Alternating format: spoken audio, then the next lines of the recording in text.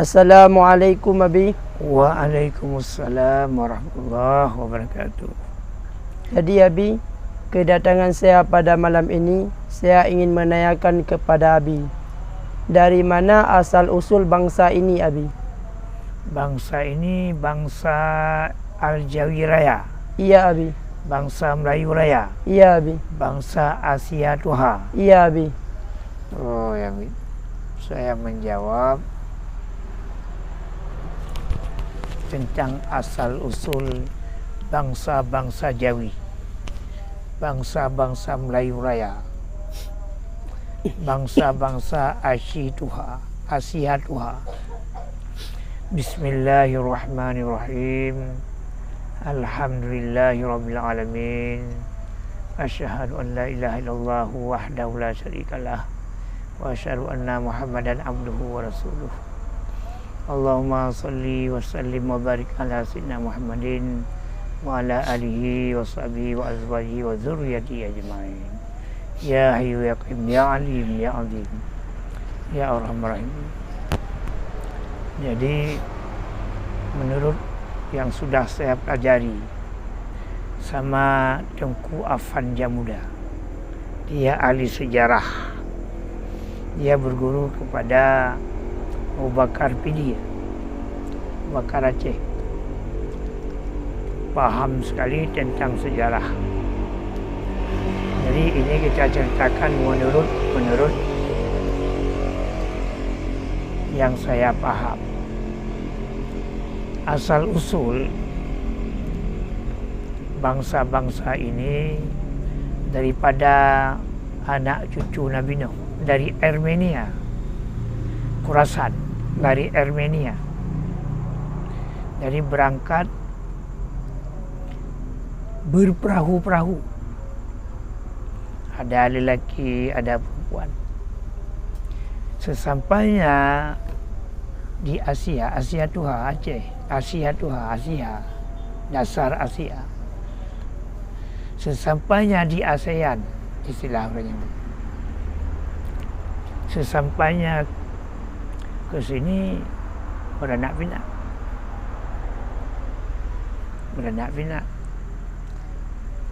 Karena punya wasiat daripada Nabi Allah, kita akan mati, maka jangan dekat-dekat dengan laut. Ini masalahnya. Makan apa adanya. Akhirnya makanlah daun kayu dan sebagainya. Beranak pinak di dalam negeri ini ribuan tahun, sehingga sudah penuh. Di pesisir Australia sudah penuh semua. Di pesisir Papua, sama ada New Guinea atau Papua Barat, sudah penuh dengan bangsa itu. Luar biasa. Karena ada suatu wasiat, jangan berantem ketika ada sesuatu hal. Pilih yang terbaik, hidup dengan cara damai, gotong royong.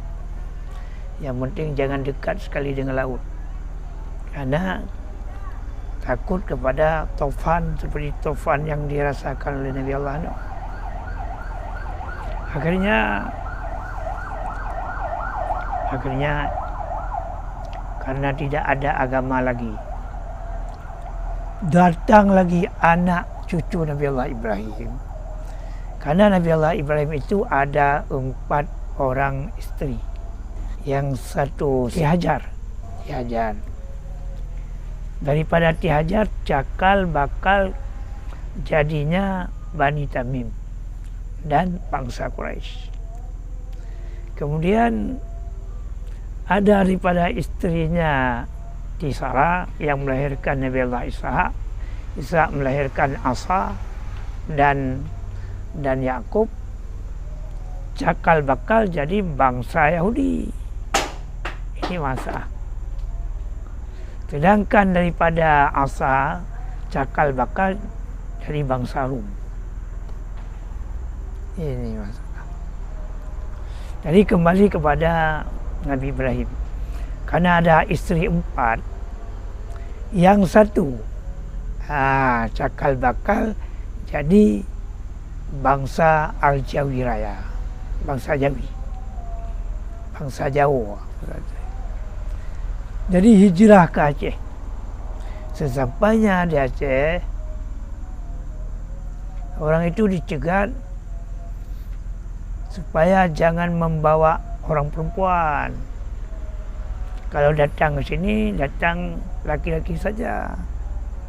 Akhirnya orang perempuan dibawa pulang balik. Datanglah laki-laki, kawinlah dengan orang di sini. Sehingga terjadilah peradaban yang bagus. Inilah cakal bakal jadi agama Hindu. Jadi semuanya orang karena perubahan peradaban untuk kebajikan sebagaimana wasiat leluhurnya Nabi Allah Nuh. Yang penting sifatnya pilih yang terbaik, gotong royong. Itu selalu diwasiatkan. Jangan duduk di dekat laut.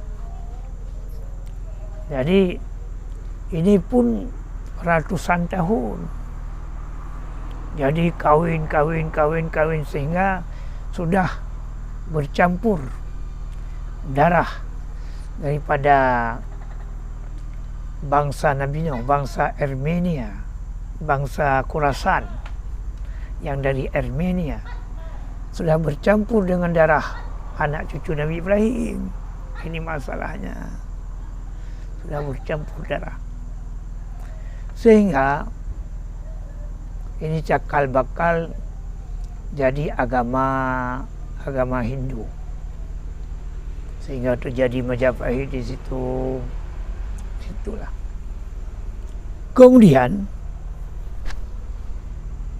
karena keadaan peradaban sudah sangat rusak lagi, berangkat lagi keturunan Nabi Allah Dzulkarnain yang diistilahkan di Malaysia 3 anak raja di bawah laut. Kalau menurut saya berangkat dari laut, kerajaan Bihari di laut. Orang Malaysia bilang dalam laut, mana mungkin orang duduk dalam laut. Jadi di kerajaan Bihari, Bihuga, berangkat membuat peradaban, artinya buat sawah, buat bangunan-bangunan, tanam pisang, betul-betul lah. Jadi mengubah peradaban. Sehingga terjadilah kerajaan Suran. Kalau menurut saya Surin yang ada di Banda Aceh. Kemudian kalau di Melaka Suran.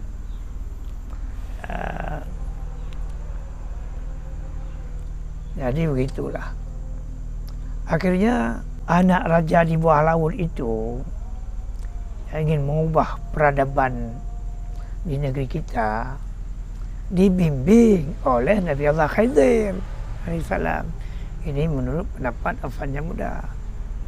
Nabi Allah Khidir bikin sawah seperti ini, para lumbu seperti ini, bikin, ya maksud cara-cara penghidupan diajarin semua oleh Nabi Allah Khidir. Maka menurut Afan Muda, negeri ini negeri yang dibangun oleh Nabi Allah Khidir. Sehingga ada istilah dalam bahasa Aceh, negeri Aulia. Negerinya Nabi Allah Khidir alaihissalam.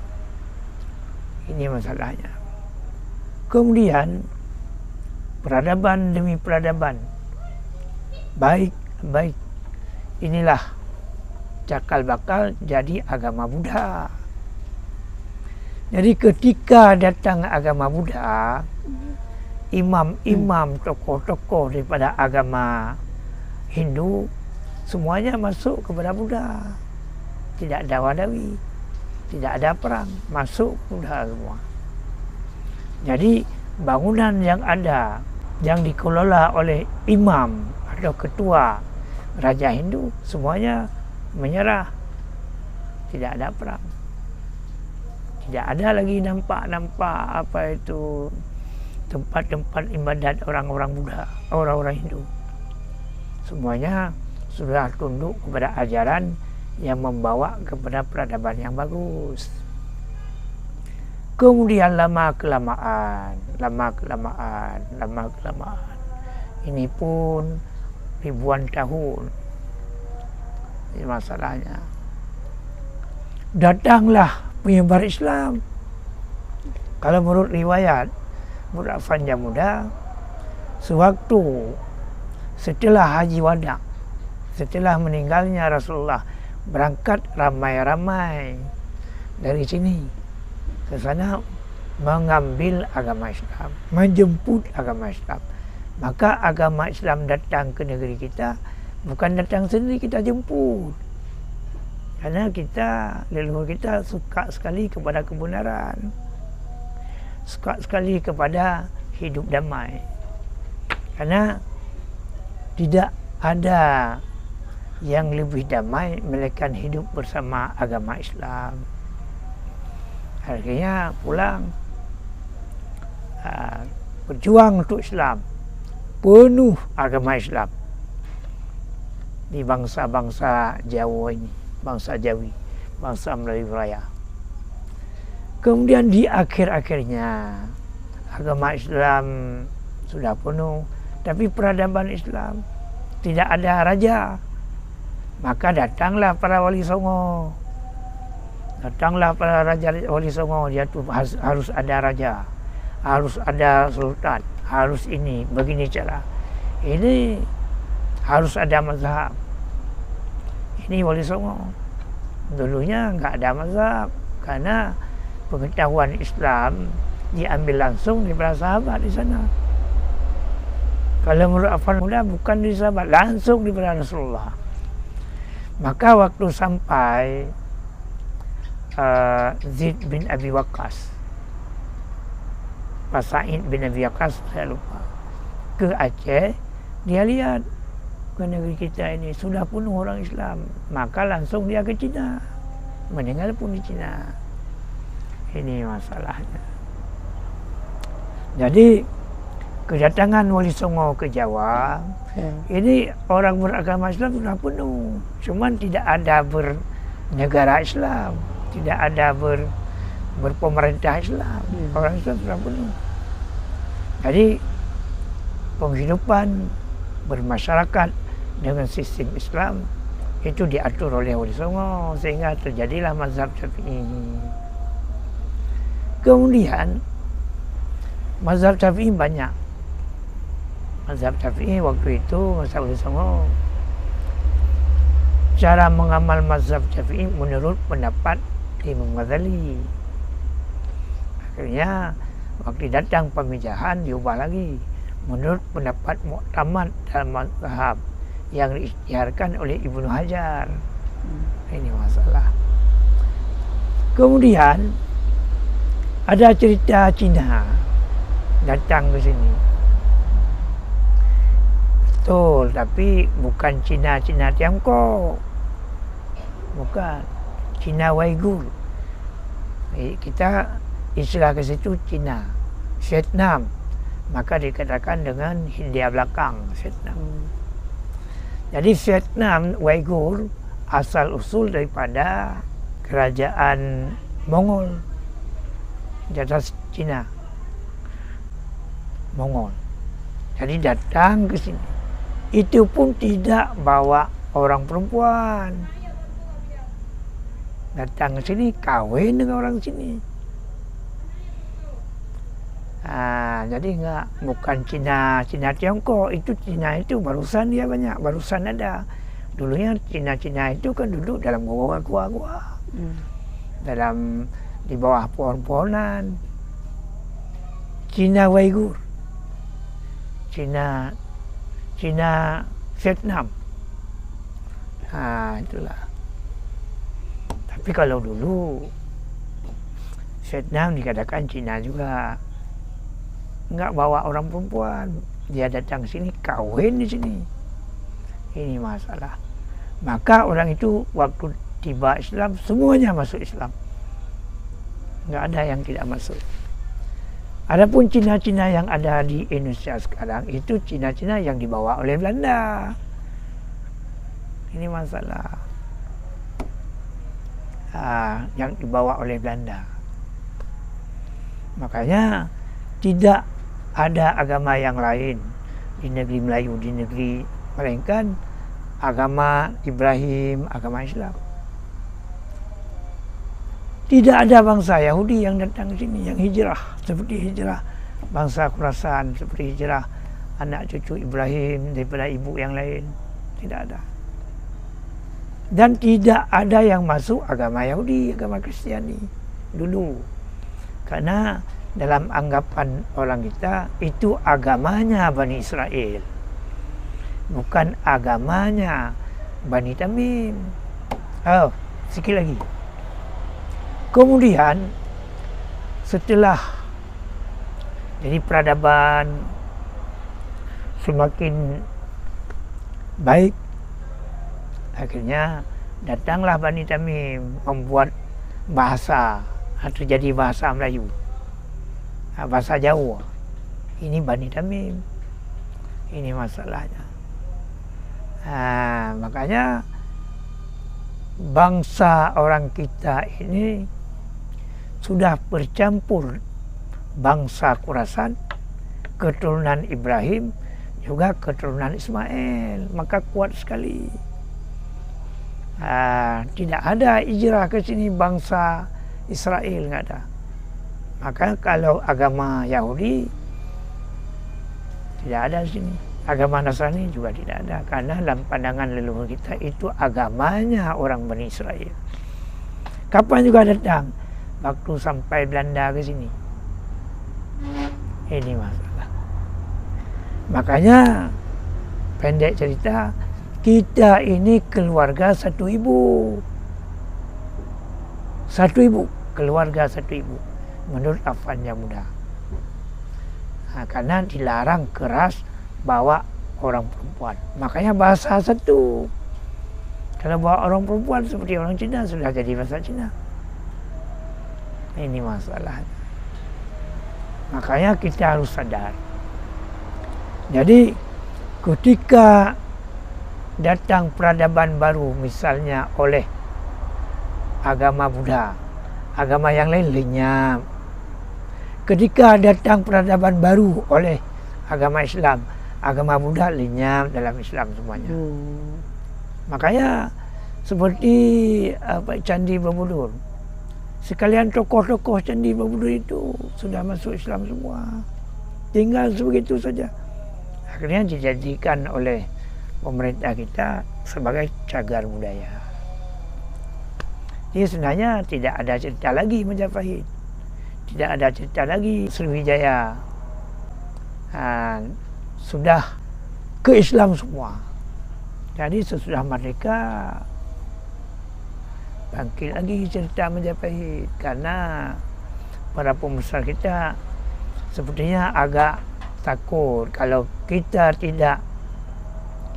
bangun dengan kebangsaan, takut datang lagi orang barat nyerang kita.